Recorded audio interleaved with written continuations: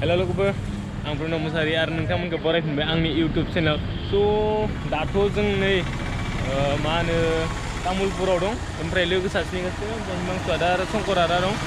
ओमफ्राय दिनै आंनि RTR 180 खौ लाबाखै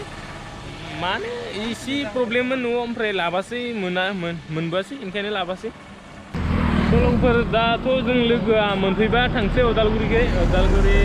उदालगुरि ओमफ्राय नोंथांमोनाथ' मिथिखागौ आरो आं माव थांनो नागिरदों थाम्बनेइलाव नुना नोंथांमोना मिथिखाबाय जानांगौ ओमफ्राय उदालगुरि भैरबकुन्द'आव थांगोन आरो दिनै बोथोरा इमान मोजां नङा नोंनिया दिनै दहाय एसे आगोलाव सान्दुं दुंदोंमोन मा फैगोब्रा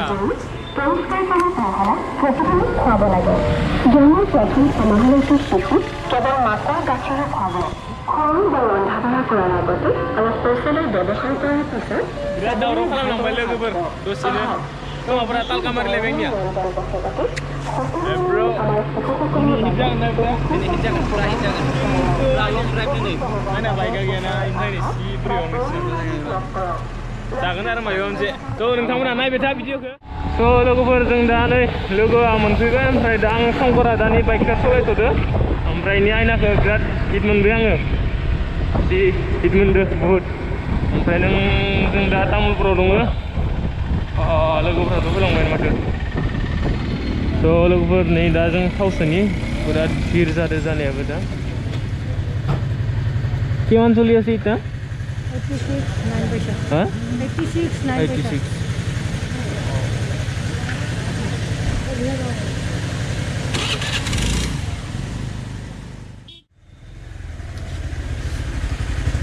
So लोगोफोर दाथ' नै थावखौ सोखांबाय ओमफ्राय 86 जाना दं अभी निकलते हैं यहाँ से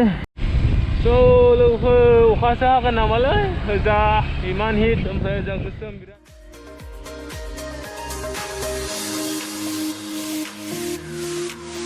दिनै गोदान जायगा गोदान लोगोफोर एकदमबारे नोंथांमोननोबो गोदान जायगा खोन्थिनोसै आंबो गोदान लोगो बानायनोसै जायगाबो नायनोसै ओमफ्राय नोंथांमोनाबोथ' इन्जय लाखादो ओमफ्राय बे जायगाखौनो आं दाखालि बगामाथि फैनायनिफ्राय ओरैबायदि हिट मोनबाय आं माने ओजाबो फोथार ओमफ्राय लामाखौथ' होननो नाङा ओरैबायदि हिटखा माने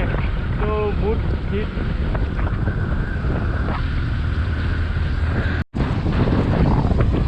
दिनै बोथोराथ' बोरै जादों मिथिला आरोना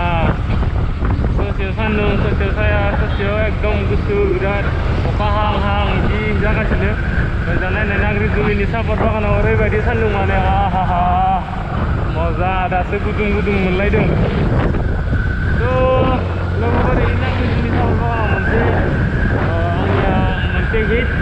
भिडिअ दङ बगामाथिनि थ' नोंथांमोना बे भिडिअखौ नायाखैबा नायहैदो ओमफ्राय जाय नोंथांमोना आंनि चेनेलाव गोदान फैदो प्लिज साबस्क्राइब खालामना होलां आरो चेनेलनो माबाखौ भिडिअखौ सेयार खालामबानो जाबाय नाग्रिजुलि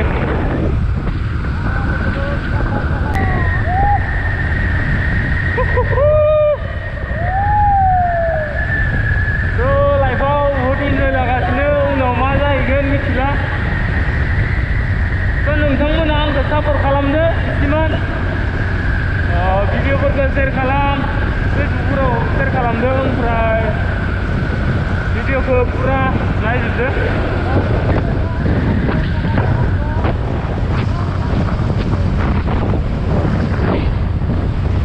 थ' बहुद हिट दिनै बोथोरा इमान गरमबो नङा इमान थान्दाबो नङा खिन्थु अखा हानाबा जोङो थगायनाय बायदि जाहैसिगोन बोथोरा जोंखौ थ' ओमफ्राय लोगोफोर नै इयाव मोनसे पार्क बानायनो नागिरदों ओमफ्राय बे पार्कखौ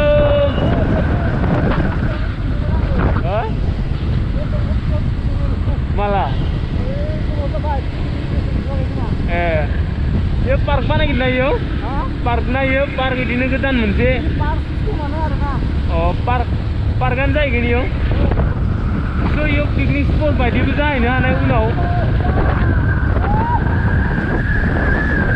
थ' पिकनिक स्पटआनो जाहैगोन बायदि मोनदों आङो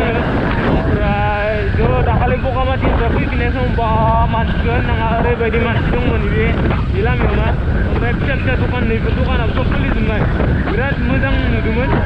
थ' भिउआबो इमान जौगाया नंखायाना लोगोफोर बहुत मोजां भिउ दङ बेयाव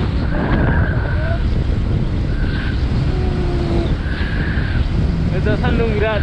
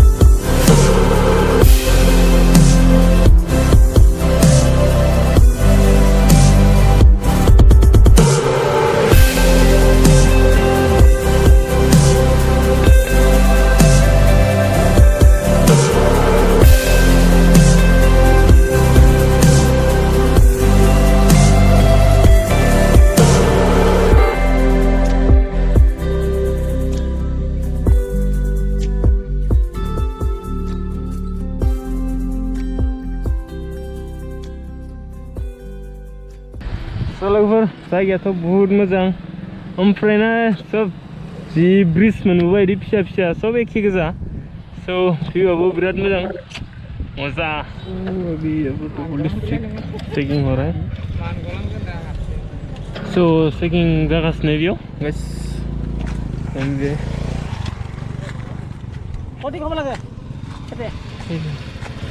स' अभी चेकिं तो हो रहा है बहुत अच्छा से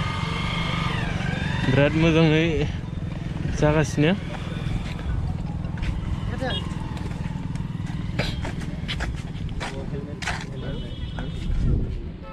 আপনার ইউটিউবে অলপমান আৰু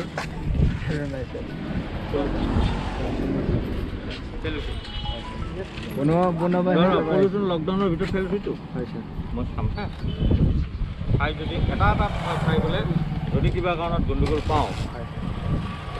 বাৰু পলিউশ্যন কিনি নে এইটো লকডাউনত ফেল হৈছে মই মানিছোঁ ওকে दा लोगोफोर चेकिं खालामखांबाय 11 हरबाय दंखाजोबो होनबालाय आरो 11 हराबानो माथो खालामनो ना मा होनो हो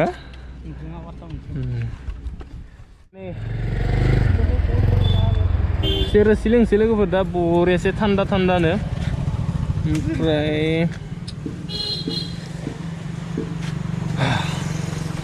गिलासाव बेसे आदा हा 100 ha 10 টাকা 100 টাকাহে শুনা পাইছো মই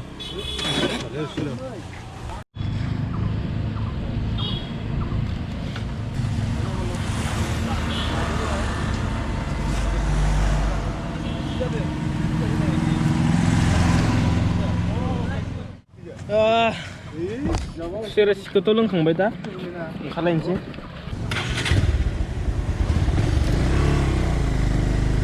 So guys, दा होननो नाङा खुसेर बिदैया ओरैबायदि टेस्टि ओरैबायदि हिट जादोंमोन माने थ' एसे माने जुदि न'आव थांफिननो गोनां नङामोनबा लोंबाय थागौमोन एकदम खुसेर बिदै लोंना उदैखौनो बेफ्रुना लालायगौमोन बायदिसोलै फुङावबो ओंखाम जाना फैयाखैना ओंखायनो डाइरेक्ट फैनायाव बिराद हिट मोनदों लोंनानै स' एसे बोलोबो मोनबाय सार भैरबकुंड तो 12-13 किलोमीटर बाक्सा सार मसलपुर थाक सार जाबाय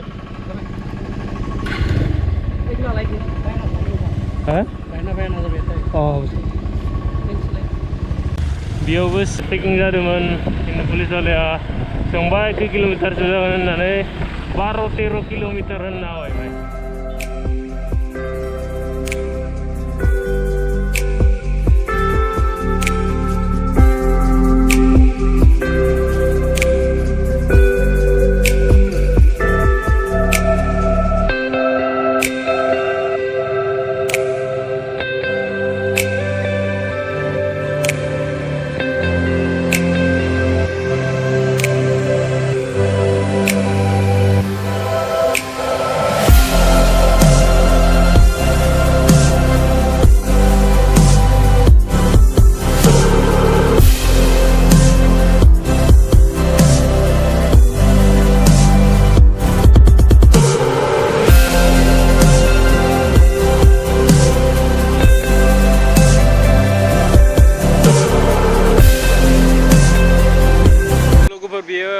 Udalguri district आरो अरुणाचलनि बर्डार आरोना बे सुइस गेटआनो ओमफ्राय नै इजि ब्रिजनिफ्राय ओजा थांनो मोनला ओमफ्राय SSB नि पारमिसन नांगोन थांनोबाबो थांनो गोसोबा थांनो हायो SSB नि पारमिसन लाना थांनांसिगोन आरोना ओमफ्राय बेनो अरुणाचल ओजा उदालगुरि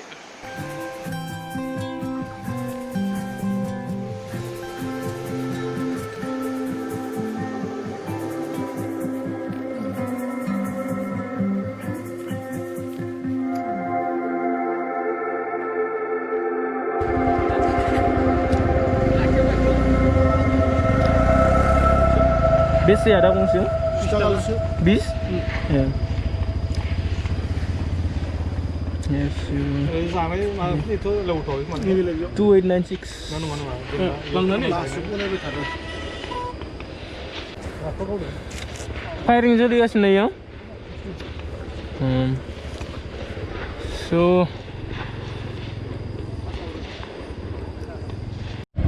लोगोफोर दा एन्ट्रि फिस गेट पास खालामबाय जोङो भैरबकुन्दनि बैयाव फायारिं सोलिगासिनो आयौ गावनाया बम गोमखादो बे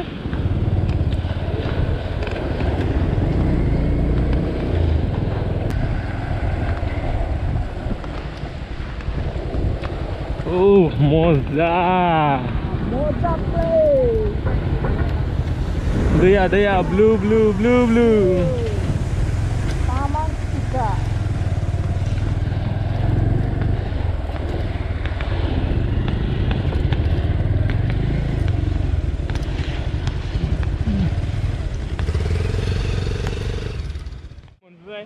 मोनफैनाथ' जायगाया बहुत मोजां आरो बिराद गुवारबो नायनो हागोन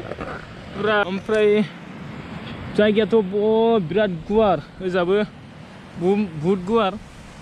ओमफ्राय नायनो हागोन हाजोआ बहुत मोजां ओमफ्राय दैयाबो पुरा क्लियार फैदो दा एकदम लोगोफोर गामसा सामसा गाननानै पुरा रेडि खालामनानै दुगैनो माने इमान गोजाननिफ्राय फैनानै दुगैनो फैनाय रखमसो जाखादो दुगैलांसै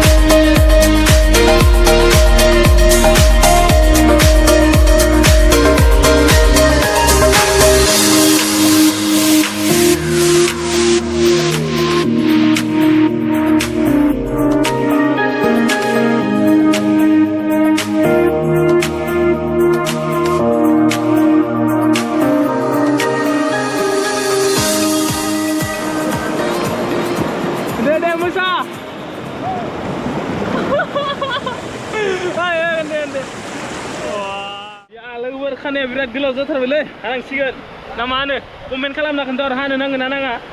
ओमफ्राय नै जों इयाव दा दुगैखांलायबाय ओमफ्राय एबार इयाव दुगैयो नै इयाव बोरै जायो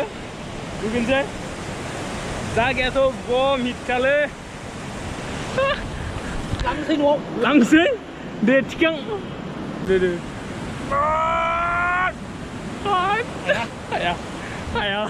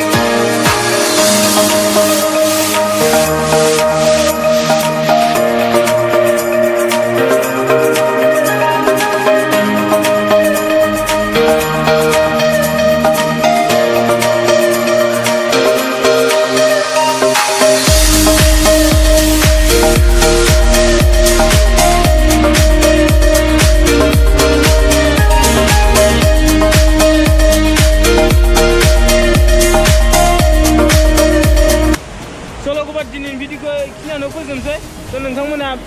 भिडिअ पुरा इन्जय ला आरो जाय नोंथांमोना आंनि बे भिडिअखौ बेहालागै जोबजासिम नायदों बिथांमोनखौ आङो गोसो गोरबोनिफ्राय आंनि गोसोनि अननाय जासिहरनाय थाबाय मानो होनबा नोंथांमोना आंखौ सापर्ट खालामदो बेनि थाखाय थेंक्स ओमफ्राय उनावबो सापर्ट खालामबाय थागोन होनना आं आसा खालामो स' शेयार खालाम आरो जाय नोंथांमोना आंनि नैबे भिलेज मट' ब्लग इउटुब चेनेलाव गोदान फैदो like and subscribe and share खालामनानै होदो स' बाय बाय